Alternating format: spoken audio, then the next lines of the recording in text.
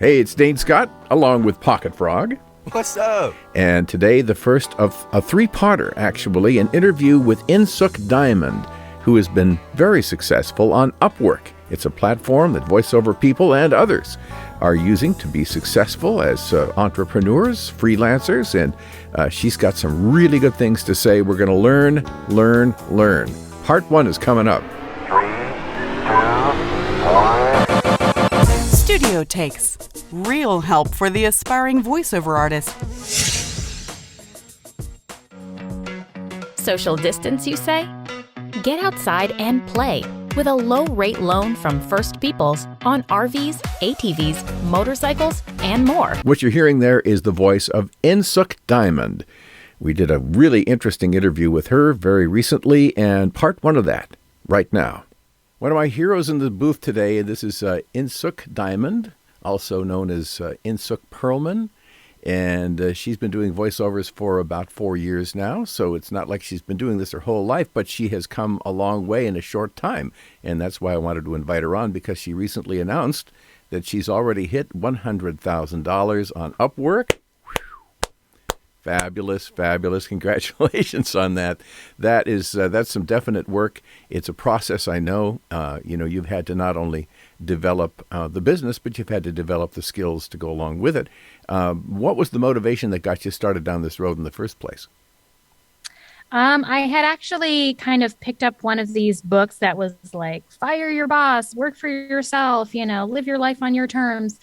And so this guy was like listing things that you could do from home. You could do transcriptions. You could, be a middleman for these different things. You could do voiceover, blah, blah, blah. I didn't really hear anything after that.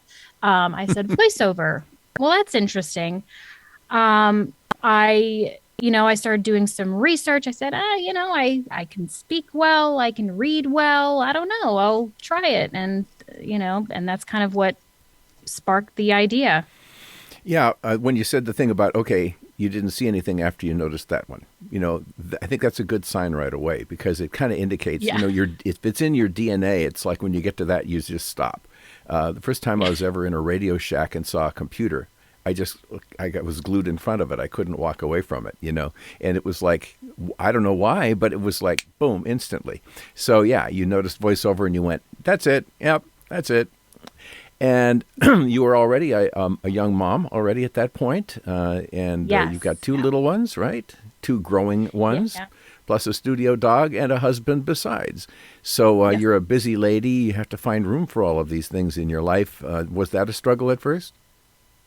Yeah, I was actually working, part-time, like many people, several part-time jobs. My husband was working full-time as a chef, which is crazy hours. And I was working part-time at another business. And, it's funny, like soon after I launched the voiceover, I lost my job. Oh. So it was kind of a ride or die situation, like sink or swim, like something's got to happen. So it was a challenge for sure. Yeah. And, coming off of that book, then you had to start investigating, okay, where am I going to actually do this? What are the opportunities? Where are the opportunities? And ultimately that led you to some online resources. Yeah. So, I did a lot of YouTube University, and I'd heard about different platforms for different things. I'd heard Fiverr was kind of scammy. I'd heard, there's, voices.com, bunnies, voiceover bunny. Mm-hmm. Yeah. And like some other ones, right? But they're for like, more seasoned professionals. And so somewhere I'd come across Upwork, and Upwork seemed kind of like a middle ground, like not scammy like Fiverr, but also like I don't need, all this experience to be on these other websites. So I was like, all right, let me try Upwork and see how that goes. How did it go? And that was, it was hard at first. I had no idea what I was doing. On several levels. Like, I didn't know there was like a voiceover community. I mean, I don't even know why I didn't even like search it on Facebook. It did not occur to me.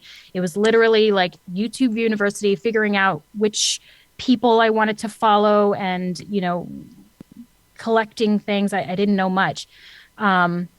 but I did, when I started on Upwork, they send you these kind of welcome onboarding emails trying to get you started and different things. And I did attend those. And I did, attend, how to set up your profile, what looks good, how to send proposals.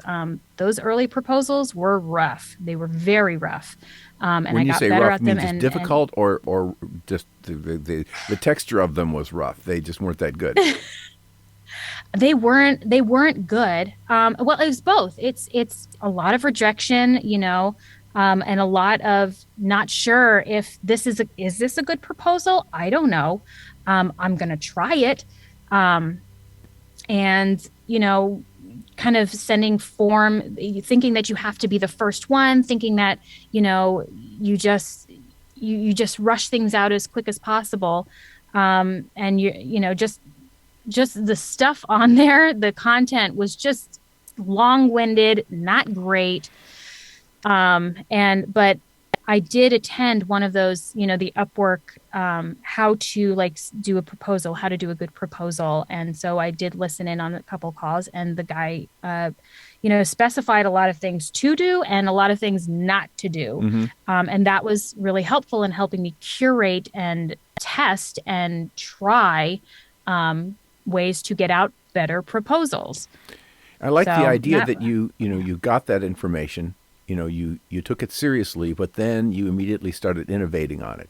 So, you didn't yeah, just try to do everything exactly like somebody else, but you just started to kind of incorporate it into your game plan, to see what was going to work for you. And I'm sure that over the course of that, you discovered that some of the things that you had learned were especially useful and really applicable. And in other cases, you had to find your own path. yeah. Because especially at the time, there wasn't that many people on voiceover, relatively speaking, right? So a lot of his experience was talking about, I think he was in copywriting. That was his expertise. And he's, been on Upwork for a very long time, the guy who did um, the call. So a lot of things didn't apply. But one thing he did make clear is you have to make your proposals true to your voice. You can't just copy and paste someone else's kind of proposal word for word. You can use formats and you can understand what works and doesn't work, but you have to find your voice, and you have to find your rates, and you have to do things the way that are true to you, because otherwise you're just trying to sell someone else's services that are just not yours, and it's not the way that you Mm-hmm. operate. Well, from what you're saying, we should probably do a little bit of quick background after we have discussed this to explain what we're talking about. But when you do a Yeah. proposal, based on what you're saying, I think that we can read between the lines here that people actually look at what you send them. That it isn't just a matter that they go, oh, there's a person, oh, here's the price, and then they either decide to use you or not. They actually do take the time to read these descriptions of what your proposal to them. Yeah. Mm-hmm. Yeah. One of the big things that I realized, again, early on, this is, me thinking that you have to be first, you just try and get to the top of the stack as quick as possible. You're sending out really kind of quickly done auditions, if there's an opportunity to do that.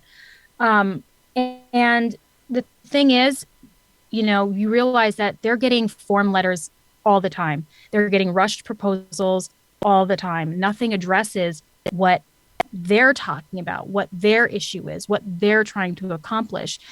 And a lot of them also, when you're these early proposals, I'm trying to sell myself as yes, I'm a great communicator and I will do a great job for you. Mm-hmm. And you're selling yourself on all these kind of key points that actually just should be base level, right? It should be assumed that these are the things you do as a professional. And it's just a waste of space on the paper, and just okay, So it another should be one of these, addressing their another one. proposal.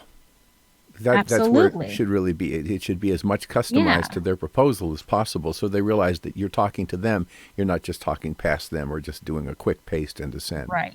Okay. So Right. that's a pretty And important. don't get me wrong, I do have I do have a form proposal for certain things. I have one for audiobook. I have one for e-learning. I have one for commercials, right? But I copy and paste it, and then I tailor it, and I am very specific. Okay. Yeah, about what it is that they need.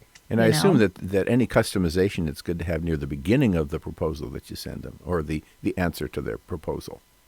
Yeah, I'll do like maybe I better define this a little better. So when they send you a thing that says we're interested in finding out about you or finding about people like you for a job, what is that called?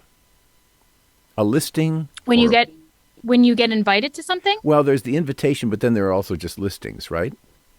Right. Okay, so there's two different things. One is just where you go to Upwork and you search through listings that people have put up, kind of like want ads, okay? But then in addition to that, if you've been on for a little while, then Upwork will start to actually send you some invitations. In a case of an invitation, how do they get that? How do they find you to send you an invitation? So basically, sometimes the Upwork specialists send me something, and more often than not, it is not a good fit, not something I'm interested in. So I don't really do anything with those. I'm just like, thanks, not my thing. Yeah. I am not clearly not an Asian person. Like I'm not.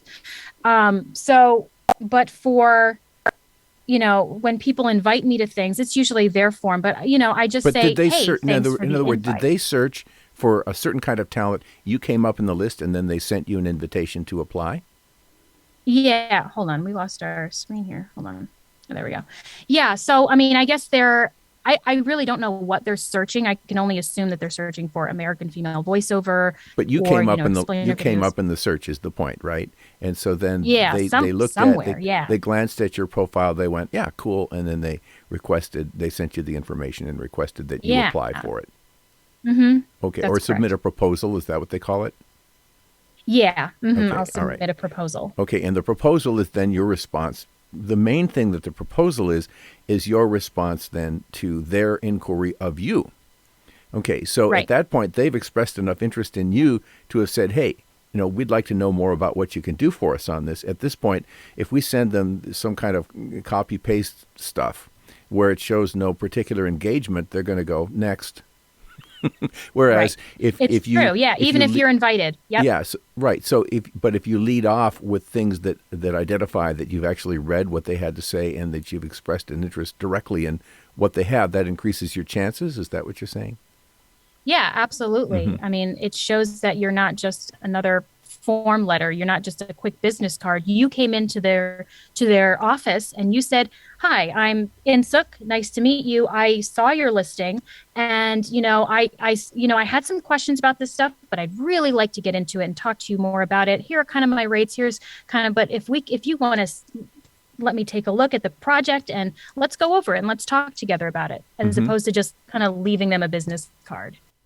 So once again, thanks to In-Sook for taking the time and spending really quite a bit of time with me. This was just the first of what's going to be a three-parter this week as we continue to talk about Upwork and ways to be successful on it. I'll talk to you on the next one. Hello. Hello. Hello, I think.